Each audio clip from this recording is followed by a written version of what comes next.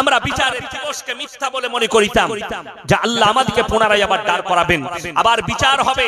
এরকম মুসলিম সমাজে অনেক মুসলমান আছে যারা আমাদের মজাক উড়ায়। আপনি মিডিয়াতে তাকিয়ে দেখুন, আমাদের ভারতের এক শ্রেণীর মিডিয়া, যদিও তাদের নাম লব না, তারা 72টা হুরের মজাক উড়িয়েছে।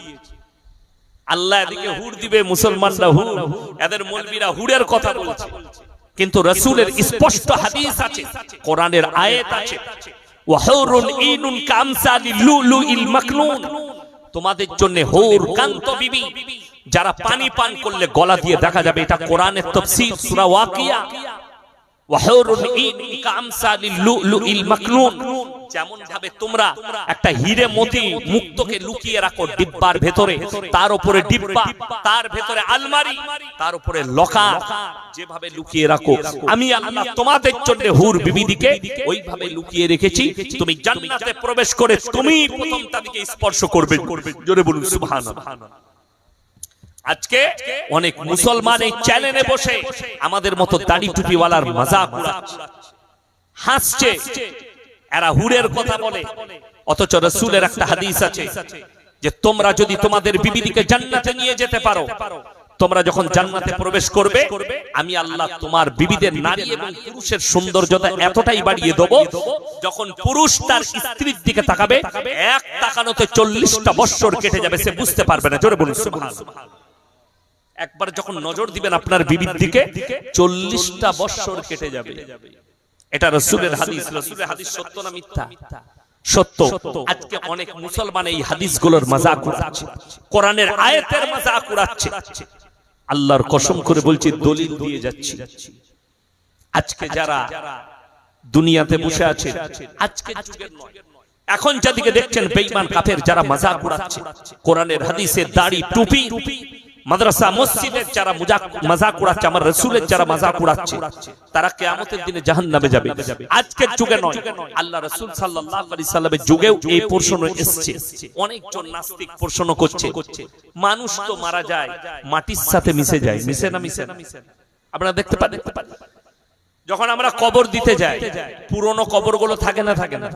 ভেঙে গেছে, ঢুকে গেছে, ভেতরটা দেখা যাচ্ছে, ভেতরে কিচ্ছু নাই, শুধু মাটি আর মাটি, হাড় গোড়গুলো পর্যন্ত মিটে গেছে। আপনি যে কবরস্থানে কবর দিচ্ছেন আপনার জানাই নাই, আপনার বাপ দাদুর আগে কত কবর হয়ে গেছে, ওই কবরের উপরে কবর হচ্ছে। আমরা অনেকে বলি না কবরের আযাব হয় মানুষের, কবরের আযাব নয়, রূহের আযাব। কিসের আযাব বললাম? রূহের আযাব। মানুষ তো মিটে যায় যে দুনিয়াতে বসে আছেন, আল্লাহর কসম এই যে শরীরটা দেখছেন এটার কোনো মূল্য নাই, এটা নকল শরীর, অরিজিনাল নয়। কেন? দুনিয়াটাই নকল। আল্লাহ তাআলা কোরআনে বলেছেন, ওমাল হায়াতুদ দুনিয়া ইল্লা মাতাউল গুরুর, এই দুনিয়া তোমাদের জন্য সম্পূর্ণ ধোঁকা, আপনি ধোঁকায় পড়ে আছেন। মিটে যাবে? আল্লাহ রাসূলকে প্রশ্ন করেছে, মানুষ ছাই হয়ে যায়, মানুষ মাটির সাথে মিশে যায়, মানুষ পানির সাথে মিশে যায়, জীবজন্তু জানোয়ার খেয়ে নেয়, আল্লাহ মানুষকে পুনরায় কিভাবে জীবিত করবেন? তখন আমার আল্লাহ কোরআনে কসম খেলেন, সূরা কিয়ামা 29 পারা। কি কসম খেলেন? লা উকসিমু বিয়াউমিল কিয়ামা ওয়ালা উকসিমু বিন নাফসিল লাওয়ামা, আমি কসম খাচ্ছি ওই সমস্ত ফেরেশতার কিয়ামতের দিনের, ওয়ালা উকসিমু বিন নাফসিল লাওয়ামা, আর আমি কসম খাচ্ছি ওই সমস্ত আত্মার, আয়াহসাবুল ইনসানু আল্লান নাজমা ইদামা। হে আমার নবী, তারা কি বলে মানুষ মিটে যাওয়ার পরে আল্লাহ কেমন করে পুনরায় দাঁড় করাবেন? বালা কাদিরিনা আলা আন নুসাউইয়া বানানা বাল ইউরিদুল ইনসানু ইয়াবজুরা আমামা। হে আমার নবী বলে দাও, শুধু তাদের আকৃতি নয়, তাদের চেহারা নয়, তাদের চোখ কান নাক হাত পা নয়, তাদের যে আঙ্গুলে হাতেতে যে লকির গুলো দেখতে পাচ্ছ, দাগগুলো, এইগুলোকেও পরিপূর্ণ করে দাঁড় করাতে আমি আল্লাহ সক্ষম। জোরে বলুন সুবহানাল্লাহ।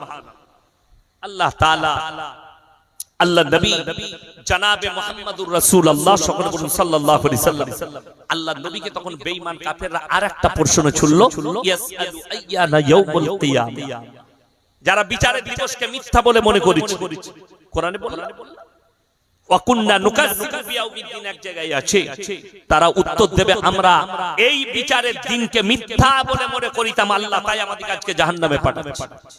আল্লাহ তাআলা এখানে বললেন, আল্লাহ রাসূলকে প্রশ্ন করলো বেঈমান কাফেররা, ইয়াসআলু আইয়ানা ইয়াউমুল কিয়ামা। এখন একজন নাস্তিক বেরিয়েছে, সব থেকে বেশি ইসলামকে গালি দিচ্ছে, তার নাম হচ্ছে বাংলাদেশের আসাদ নূর। ফেসবুকে দেখতে পাবে, প্রতিনিয়ত তার ভিডিও বের হচ্ছে, সে আল্লাহকে আল্লাহ রাসূলকে গালি দিচ্ছে প্রতিনিয়ত। আমার বন্ধুগণ, আমার ভাই, খুব ভালো করে বুঝবেন, এরা যে গালি দিচ্ছে এদের প্রশ্ন আজকের নয়, নবীজির যুগে। ইয়াসআলু আইয়ানা ইয়াউমুল কিয়ামা, আপনি বলুন কিয়ামতটা কবে হবে? এরপর কোরআনে আছে পাঁচটা জিনিসকে আমার আল্লাহ গোপন করে দিয়েছে। কয়টা বললাম? পাঁচটা। সূরা লুকমান একবারই শেষ আয়াত, ইন্নাল্লাহা ইনদাহু ইলমুস সাআ, কিয়ামত কবে হবে আমি আল্লাহ ছাড়া পৃথিবীর কেউ জানে না। আল্লাহ নবী সাল্লাল্লাহু আলাইহি সাল্লামকে এই জায়গায় যে কোরআনের আয়াতটা আমি আগে পড়লাম, ওখানে আল্লাহ তাআলা আলামত বলেছেন, তারিখ বলেন, দিন বলেননি, খালি আলামত গুলো বলেছেন। রাসূল আকরাম সাল্লাল্লাহু আলাইহি সাল্লাম হাদিস বর্ণনা করেছেন, আলামত গুলো বলেছেন, তারিখ বলেননি, দিন বলেন। আল্লাহ যে বড় আলামত গুলো বললেন, বড় আলামত গুলোর মধ্যে মারাত্মক আলামত যেটা যেদিনে কিয়ামতের দিনে ধ্বংস হবে পৃথিবী, তার আলামতটা বললেন। ফাইদা বারিকাল বাসার, তোমাদের চোখগুলো স্থির হয়ে দাঁড়িয়ে যাবে। আপনি যখন কোনো আশ্চর্য জিনিস দেখবেন তখন দেখবেন চোখগুলো দাঁড়িয়ে যায়। আপনি হরিপাল বাজারে যান, মাছের বাজার আছে না নাই? হরিপালে মাছ সকালে যান, যদি দেখেন একটা 20 কেজি ওজনের কাতলা, সঙ্গে সঙ্গে আপনার চোখটা বেরিয়ে যাবে, আল্লাহ, চোখটা দাঁড়াবে না? দাঁড়াবে না, চোখ আর নামবে না, এত বড় কাতলা মাছ আপনার মনে হবে।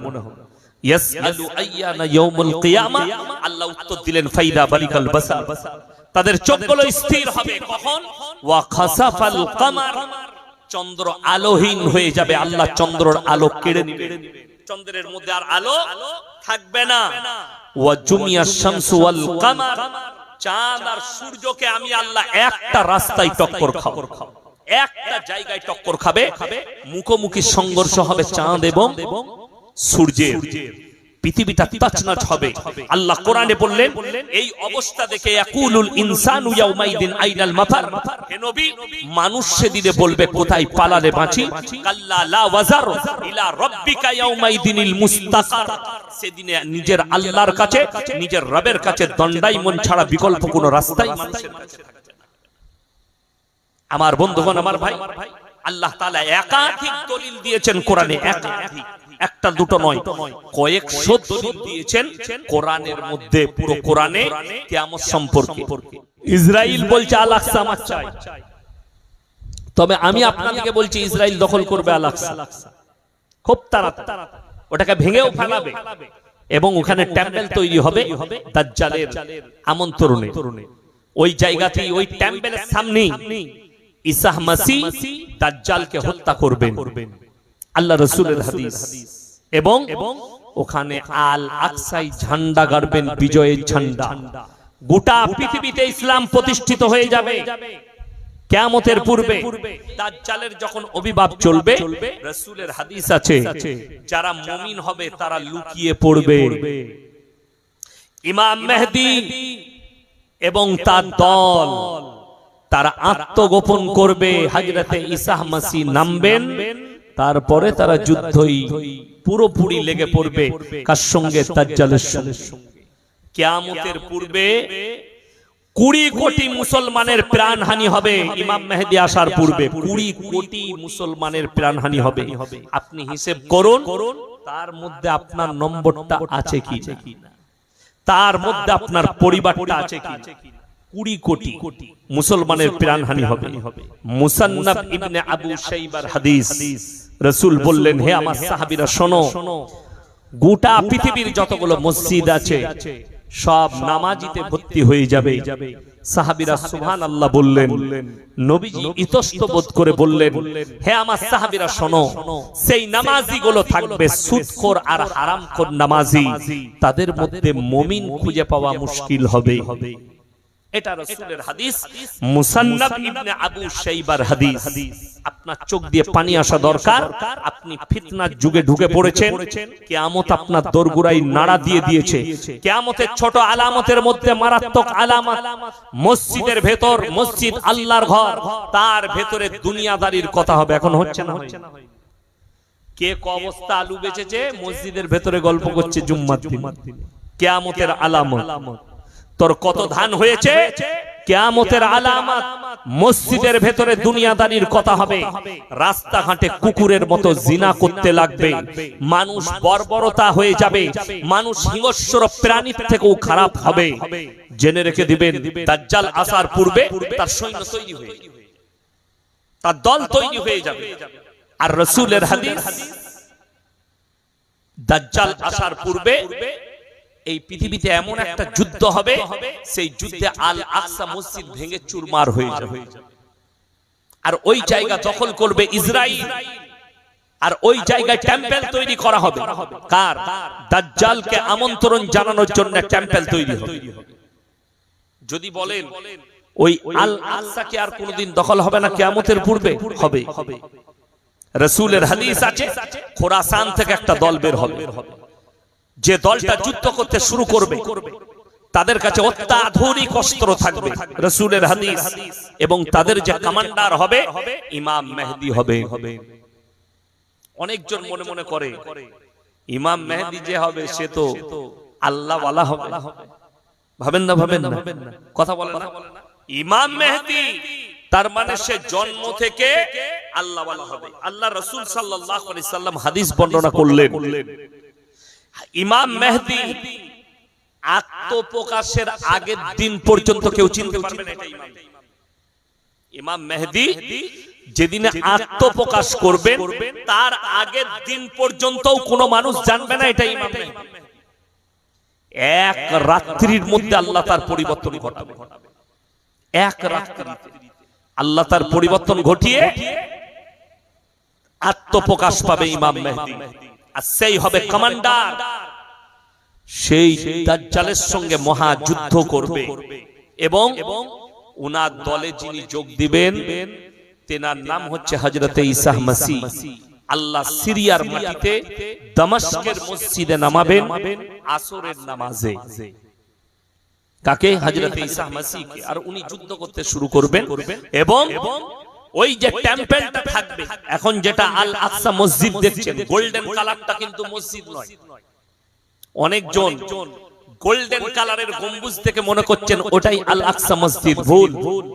ওই যেটা গোল্ডেন কালারের দেখছেন, ওই জায়গাতেই রাসূল আকরাম সাল্লাল্লাহু আলাইহি সাল্লামের জন্য বোরাক এসেছিল। ওই জায়গাতেই নবীজি চেপে সাত আসমানে গিয়েছিলেন মেরাজের রাত্রিতে। জোরে বলুন সুবহানাল্লাহ। অরিজিনাল মসজিদ হচ্ছে ব্ল্যাক কালারের গম্বুজটা, ওইটা হচ্ছে অরিজিনাল মসজিদ।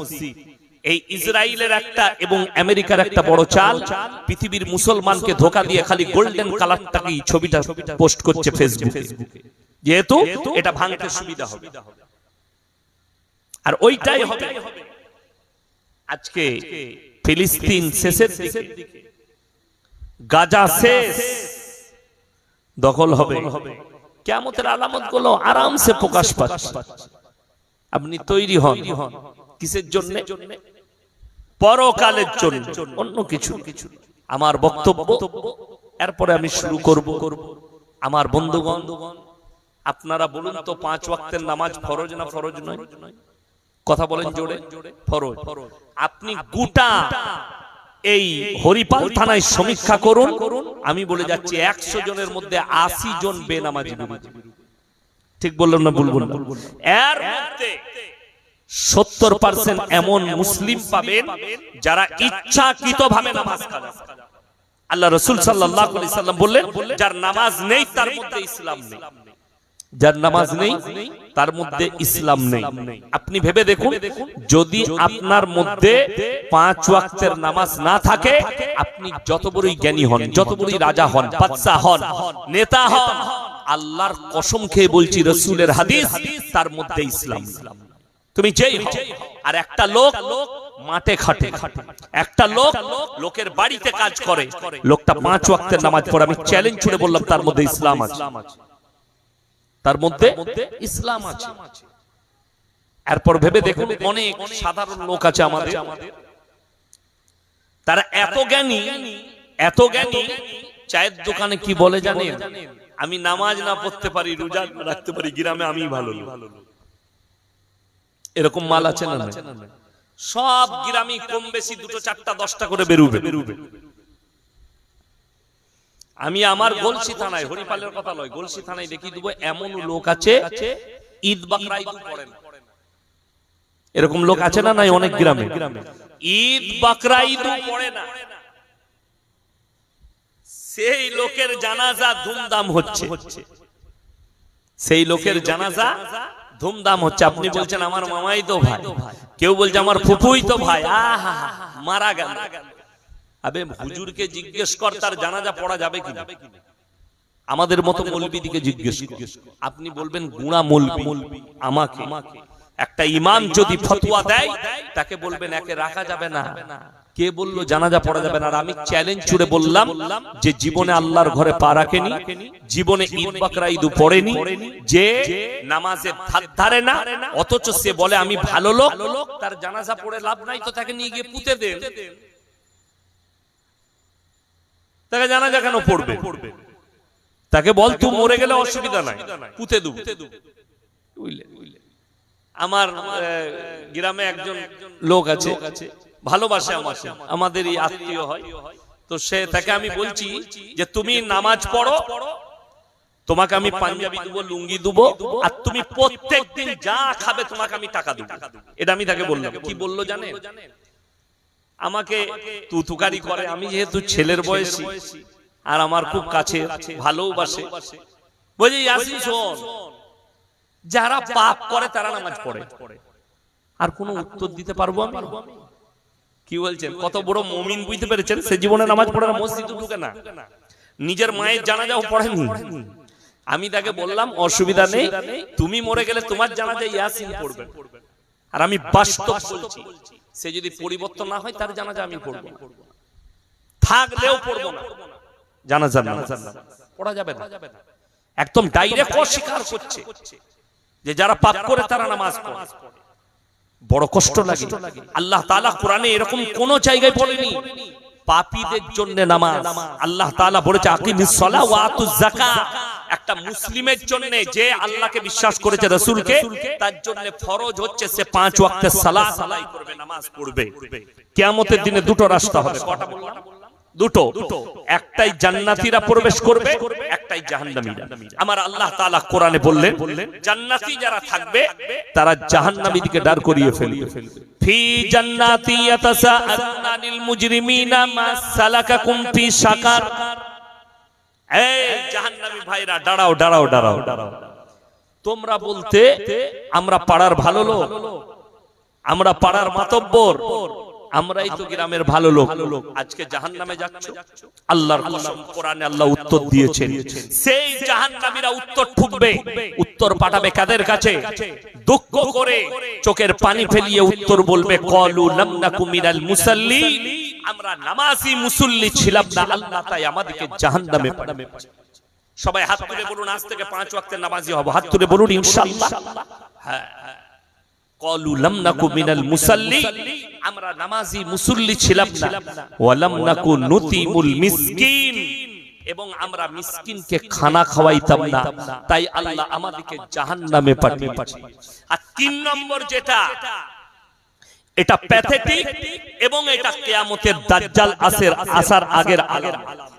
আমি একদম কোরআন থেকে দলিল দিচ্ছি। দাজ্জাল আসার পূর্বে আর একটা মারাত্মক আলামত যেটা এখানে আয়াতে আছে, ওয়া কুননা নাকুদু মাআল খাইদিন। দাজ্জাল আসার মারাত্মক আলামত ওয়া কুননা নাকুদু মাআল খাইদিন। দাড়ি টুপি নামাজি মুসল্লি দিকে দেখে হাসি ঠাট্টা বিদ্রুপ করতাম, আল্লাহ তাই